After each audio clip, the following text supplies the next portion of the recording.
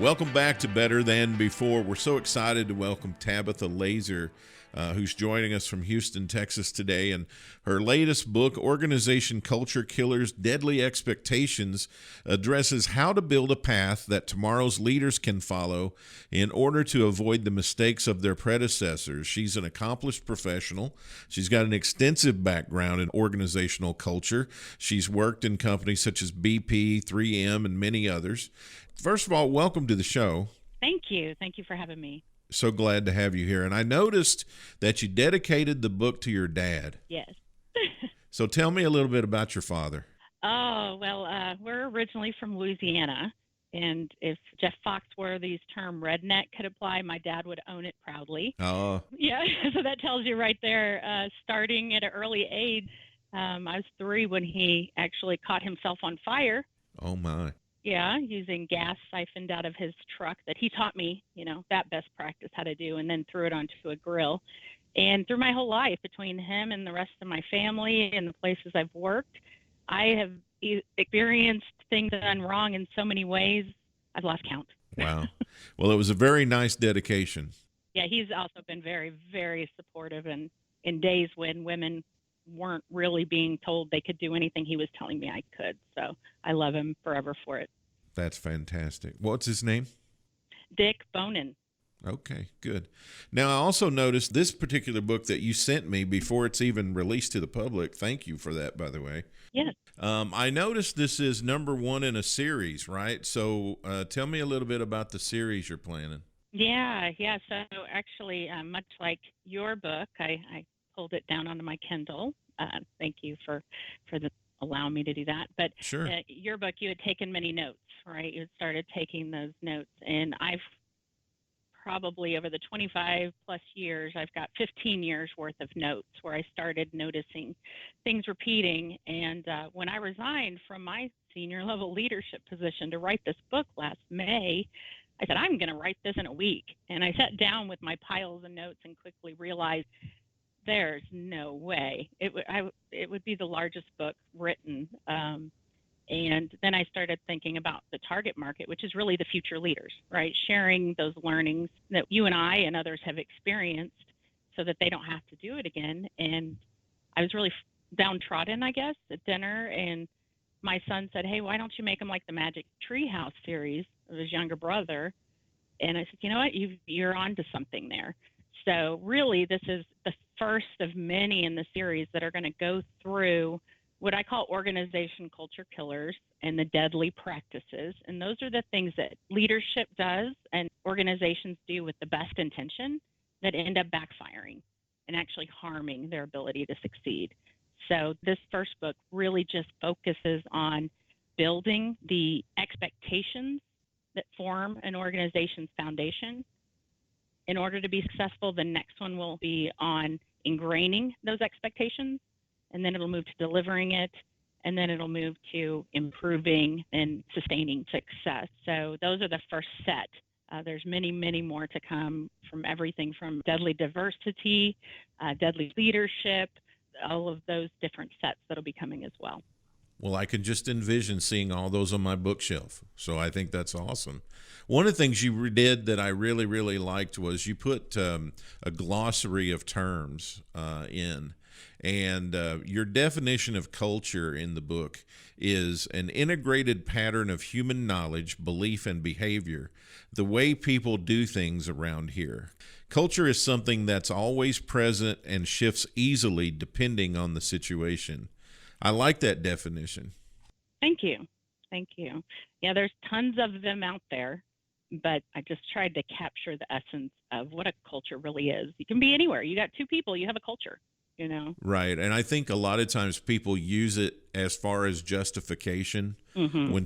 When somebody does something they really don't want to change, they'll say, well, that's just our culture. Mm-hmm. But they really don't know what they're saying. So I like that you've defined it for them. One of the things that I get asked a lot in Q&As when I'm speaking to a group or something, it never fails that somebody, usually a younger person, will ask about work-life balance. Yes. What are your thoughts about that as far as culture is concerned? Oh, it's huge. And I think we're going down a really nasty hole right now away from work life balance. As big data becomes bigger and leadership gets pressed by the stock market and their shareholders and the public to deliver more results, we're going down a path of destruction is what I call it. But in Asia right now, there's people working themselves to death literally. They work so much without sleep that they keel over dead, and it's an epidemic.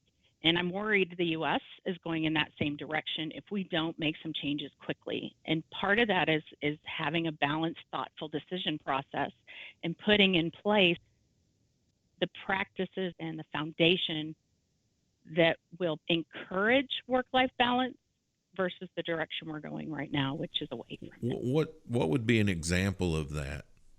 Oh gosh, well, coming from a consulting industry, I was, told you're a 40-hour salaried employee, right? And you have to have the billable hours. And this is just one example. I could go to many, many, many. But you have to have the billable hours, and if you don't have the billable hours, then you don't get paid, regardless of how much you work to try to get those billable hours. And I thought that was just crazy. I thought it was crazy. But I also worked for an organization that provided service to folks, and they would give them 15-minute windows to get to the next customer, right? And they actually lost a huge lawsuit,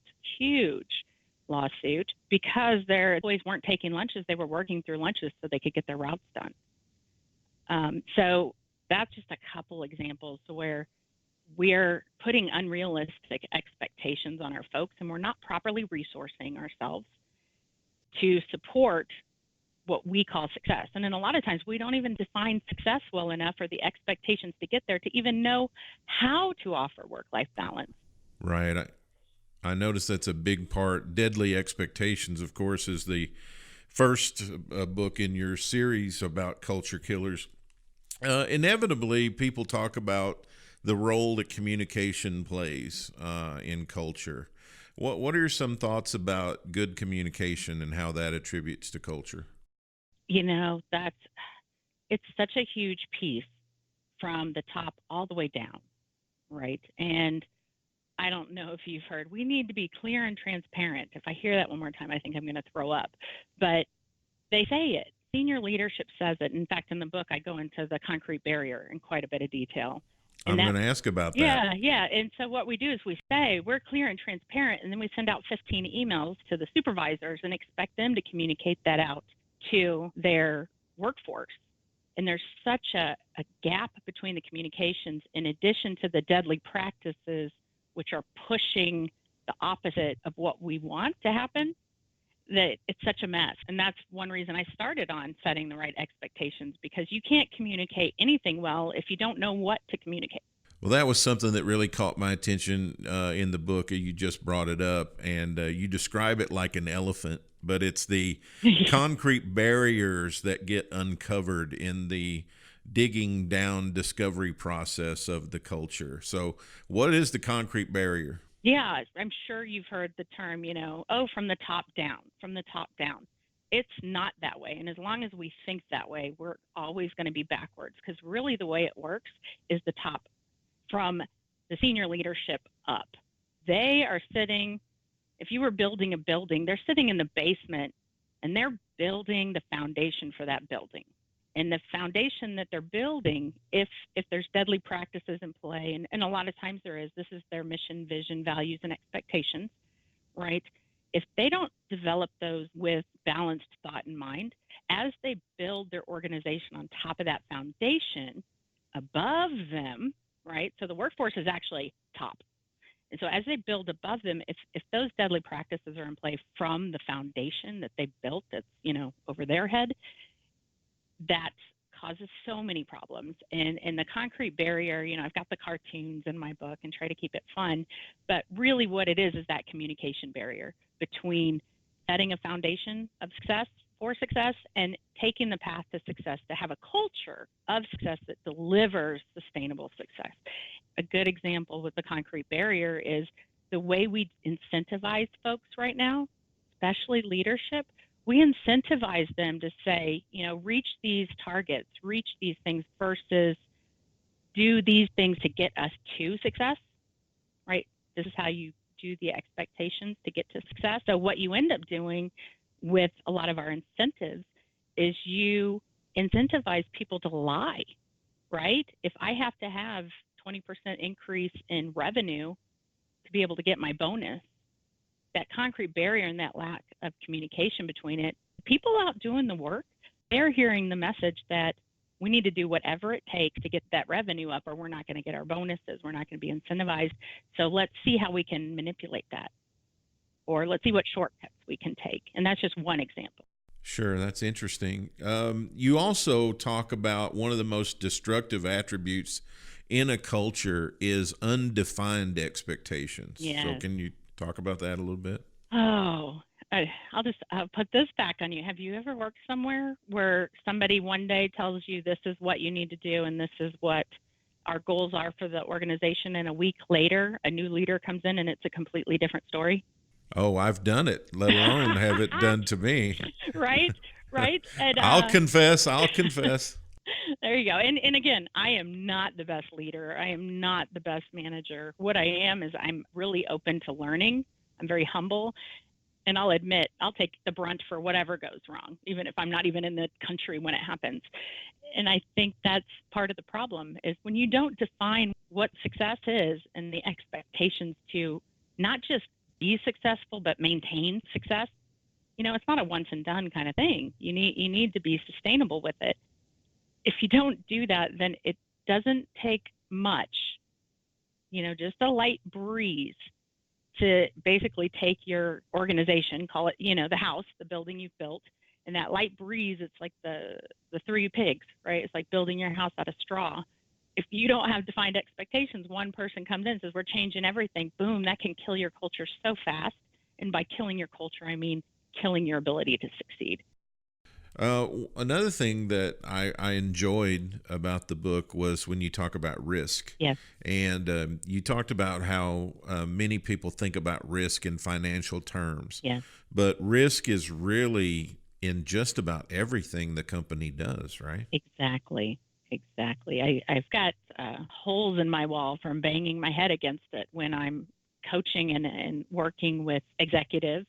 And they're like, hey, because you can see a lot of my historical was in the EHS field, environmental health and safety, but I've always been more of an advisor for management systems.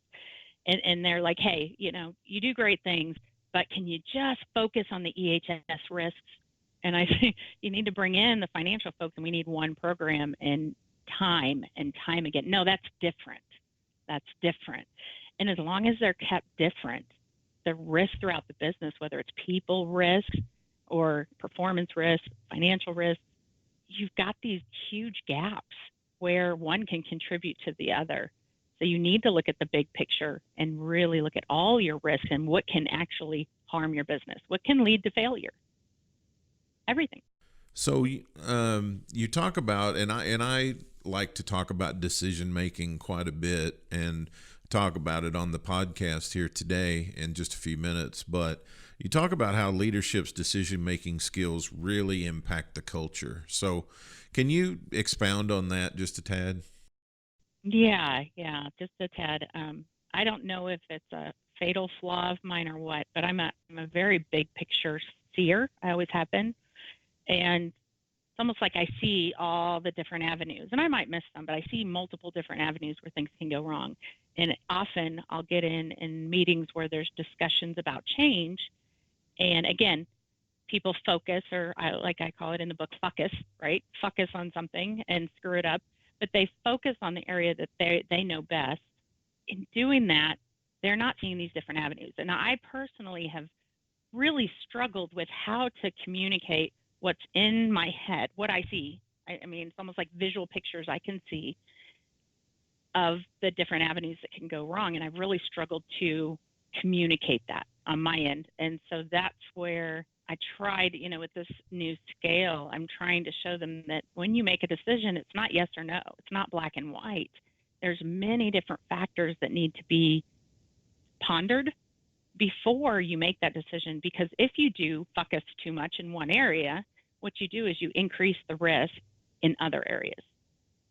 We need a more balanced approach. And I think a lot of that just has to do with awareness. We don't do a lot of leadership training in the US or around the world, really. We do more management training. And I think that's one of the flaws to how we make decisions. You know, you get it right or you get it wrong. There's no shades of gray. And when you're dealing with risk and important decisions and success, there's a lot of gray. And you have to consider the gray to prevent unwanted events from happening and to put in place mitigation for if something does happen. Or degrees of impact also. Yes. Right. Yes. I mean, there's some decisions you make that the impact is going to be low. Right. And there's some that it's going to be medium, and there's some that are going to be, high. And I've seen leaders mistake that. They thought it was a low impact decision when actually it was a very high impact decision, and they were just stupefied at the impact of what they decided, how it had unintended consequences. Yes. And so I love the book. Tell me, what's a gem in here that really sticks out? What are you most proud of? What I'm most proud of is the direction I went with it, because initially I was writing it for existing leaders. Come on, guys, I've been coaching you and advising you. Just get this right. If you're not going to listen to me, at least read the book. I was very frustrated, very, very frustrated. And So you channeled through the book, right? Yes, you can tell. My personality shows through the book. But I interviewed, as I started putting the book together, I said, I need more. So I started interviewing world leaders, CEOs. I would have reached out to you had we been connected. And one I spoke to was a senior leader that's actually a millennial. And he was so excited about the idea of it. He said, oh my gosh, we don't have any training in leadership, and with more and more online training, these are things I don't even know. I wish there was something for me, for us. We're just craving learning, this younger generation. And I've got goosebumps now just talking about it, but it was the aha moment for me. Do you know what? You're right. It's hard to crack a tough nut that's already set in its ways, but why can't I use these books as a toolbox for future leaders, something that they can come out, grasp, we can put it in the education system. So my kids, I have a 13 and 10-year-old, when they get older, it'll be a better world. And that's what I like about your book, right? It's better. We're going towards better. So I think that's what I'm most proud of, is the direction I went, and the fact that I'm not hounding on the old dogs. I'm starting to really try to inspire the next generation to be better leaders. I've got a lady in my class, leadership class that I teach for a city program here in town, and she runs an agency that helps startup businesses. And she came up to me after class the other day, and she said, I've got a young man who is coming to us for help, and he's 22, I think, 21 maybe. And he really wants to meet you, and would you at all have any time for him? And I'm like, oh, sure, just have him email me. So we met yesterday. I set aside about a half an hour, and he's just got question after question after question. I'm so impressed. He's burning up his paper, taking notes, and he is just so hungry, So I think you're onto something. I think the younger end of the generation for sure is definitely got an appetite for some wisdom and knowledge. Yes. Yeah, they definitely do. I just spoke at the University of Houston Clear Lake last week, actually, and there was over 60 students that attended. So I gave them free books. I can't do that for everybody, but it's kind of the kickoff of it, and to really see if the message was resonating with them. And they ate it up. They lined up for 2 hours to wait and talk to me after. And they were like, we just don't get this. We don't. And these are ones that go to school, not online. They're actually going to classes. And a more senior leader sent me an email after, and actually kind of made me teary-eyed. He said, I had forwarded this to all my employees, and he had apologized for his leadership. He said, I sat in this presentation, and to me it was like a review. I knew all the stuff. Mm-hmm. He's like, but I looked around, and these kids were just enthralled. They didn't know any of it. And he said, I need to learn to lead differently, to lead better, because the next generation, there's nothing wrong with them. I consider myself an early born millennial because I moved around so much and really pushed boundaries and was hungry for information. But there's nothing wrong with them. They just need to be engaged. They need to feel valued. And honestly, if they have to go through the school of hard knocks like we did, believe me, I mean, I've been medicated for depression before because, I've done something so horribly wrong that I should have known better, but I didn't. If they have to go through that, they're not as willing to put up with that crap. Does that make sense? Yeah, and I think we as senior leaders too, I think there's an onus on us to not be ashamed or embarrassed to admit that even though we have known a lot over our careers, we have gotten away from it, or we have forgotten it, or we're not doing it. We just have to get past that self-stigmatizing that somehow makes us. I mean, people already know we don't have it all together, right? They already know that we're not hiding anything. The only people we're hiding stuff from is us. So we need to get past all that. And that's why I put the self-reflections in the book too. I really want people, you don't have to go tell the world, but take the time to say, how am I doing it and how can I get better? Stop blaming others. I am hopeful I will make it into book 2. There you go. It's called Organization Culture Killers. The first book in the series is called Deadly Expectations. Appreciate you being on the show today. Thanks for connecting with us. Yes, thank you for having me. This was great. Receive weekly coaching tips from Tony Richards, delivered straight to your inbox. Whether you're a CEO or an entrepreneur, Tony can help you reach your goals and give you a competitive edge within your industry. Tony's Monday Morning Coaching Memo covers topics ranging from leadership development to teamwork to company culture and more. Text the word leadership to 38470 to sign up for Tony's Monday Morning Coaching Memo, or sign up online at clearvisiondevelopment.com.